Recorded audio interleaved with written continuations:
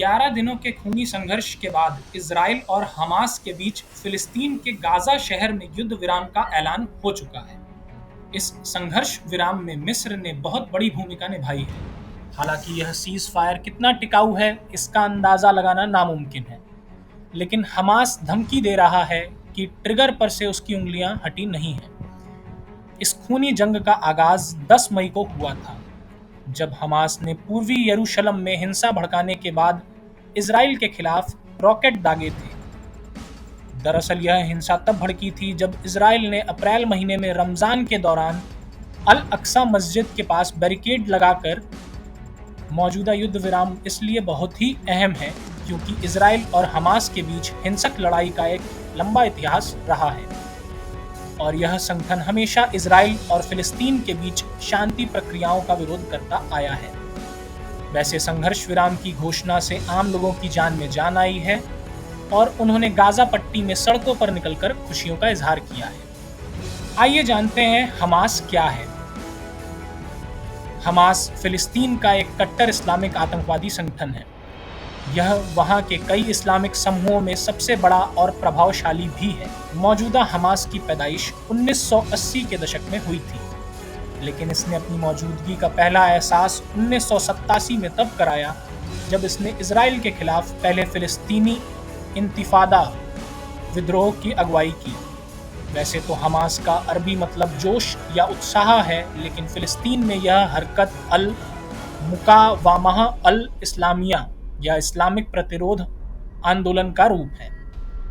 Hamas Islamic दार्शनिक राजनीतिक संगठन मुस्लिम ब्रदरहुड से निकला संगठन है, जिसने 1967 के युद्ध के बाद से पूरे फिलिस्तीन में कई धार्मिक संगठन स्थापित किए। इसके संस्थापक शेख अहमद यासीन ने इसे बढ़ाने में शुरू से ही बहुत महत्वपूर्ण भूमिका निभाई है। वह 12 साल की उम्र से ही व्हील चेयर के सहारे चलता था। वह हमास का आध्यात्मिक गुरु बना, जिसकी मौत 2004 में एक इजरायली हमले में हो गई। 1990 के दशक में हमास ने एक हथियारबंद आतंकी संगठन की शक्ल अख्तियार किया और आज की तारीख में वह फिलिस्तीन का सबसे ताकतवर राजनीतिक संगठन भी बनकर उभरा है। आज की तारीख में वह फिलिस्तीन की सबसे ताकतवर राजनीतिक इकाई भी बनकर उभरा है। इजराइल फिलिस्तीन विवाद की नींव कब पड़ी? आइए जानते हैं ये विवाद आखिर कब शुरू हुआ। 1948 में इजराइल के जन्म के बाद जॉर्डन, मिस्र, सीरिया और तमाम अरब देशों ने फिलिस्तीन की सत्ता को संचालित किया। 1964 में इजराइल के खिलाफ संघर्ष और फिलिस्तीन के गठन के लिए फिलिस्तीन लिबरेशन ऑर्गेनाइजेशन यानी PLO अस्तित्व में आया। 1980 और 90 के दशक में यासिर अराफात इसके सबसे लोकप्रिय और चर्चित नेता रहे। 1996 में हुए पहले चुनाव में उनकी फतह पार्टी ने गाजा पट्टी और वेस्ट बैंक दोनों ही क्षेत्रों में जीत दर्ज की, जहां फिलिस्तीन नेशनल अथॉरिटी ने नागरिक प्रशासन का काम चलाया। 1993 के ओस्लो शांति समझौते के तहत इस अथॉरिटी को संयुक्त राष्ट्र से भी मान्यता मिली, लेकिन यह समझौता कभी लागू नहीं हो पाया। फिलिस्तीन की मौजूदा स्थिति क्या है? 2004 में अराफात के निधन के बाद फिलिस्तीन अथॉरिटी और उनकी फतह पार्टी दोनों की कमान महमूद अब्बास को मिल गई। इस दौरान हमास अपनी सैन्य ताकत और बढ़ाता रहा और उसकी वहां पर लोकप्रियता भी बढ़ती रही। गाजा पट्टी से इजराइल के अपने सैनिकों को हटा लेने के बाद 2005 में वहां दूसरे दौर का चुनाव हुआ। उस चुनाव में फतह पार्टी फिलिस्तीन में राष्ट्रपति का चुनाव जीत गई, लेकिन गाजा सिटी में हमास को जीतने में कामयाब हो गया। 2006 में इसने गाजा में अपना शासन स्थापित करने के लिए फिलिस्तीनी अथॉरिटी के राष्ट्रपति महमूद अब्बास के खिलाफ तख्ता पलट कर दिया।